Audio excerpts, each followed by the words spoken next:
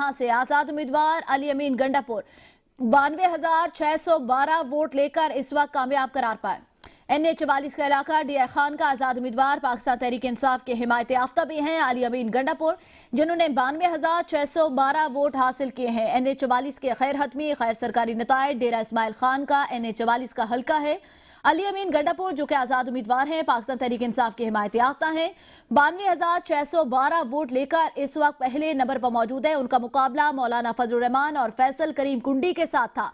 DI Khan का यह हल्का है NA-44, जहां पे अली अमीन गंडापुर ने मौलाना फजलुर रहमान और फैसल करीम कुंडी को शिकस्त दी और 92,612 वोट के साथ पहले नंबर पर मौजूद है।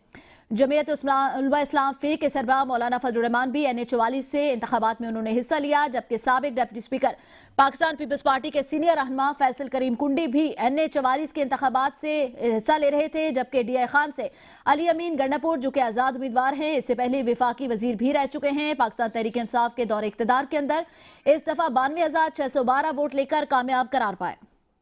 एक और हल्का है डेरा गाजी खान से, जहां पर NA-186 सज्जाद हुसैन आजाद उम्मीदवार हैं, 65,737 वोट हासिल किए हैं और कामयाब करार पाए हैं। डेरा गाजी खान का ये नतीजा है, जहां से आजाद उम्मीदवार सज्जाद हुसैन ने 65,737 वोट हासिल किए हैं।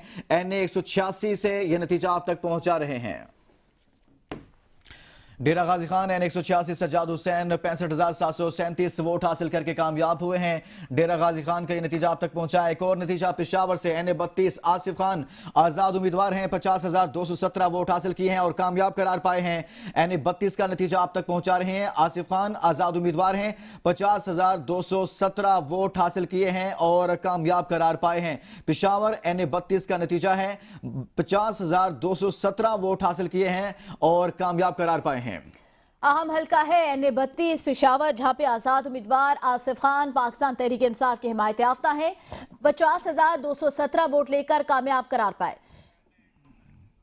NA-135 के खैर हतमी खैर सरकारी नतायज आपको बताएं, औकाड़ा का इलाका है, जहां से नून लीग के उम्मीदवार नदीम अब्बास रेबरा 1,29,214 वोट लेकर कामयाब करार पाए। आजाद उम्मीदवार मलिक अकरम भट्टी 1,67,000 वोट के साथ दूसरे नंबर पर मौजूद हैं। NA-135 से नदीम अब्बास रेबरा कामयाब हुए हैं। आजाद उम्मीदवार मलिक अकरम भट्टी दूसरे नंबर पर रहे हैं। आपको आगाह करें कि NA-135 औकाड़ा से नून लीग के नदीम अब्बास रेबरा 1,29,218 वोट लेकर कामयाब हुए हैं। नदीम अब्बास रेबरा यहां से 2018 में भी रुकन कौमी असम्बली मुंतखब हुए थे। NA-135 औकाड़ा का यह हल्का है, जहां से नदीम अब्बास रेबरा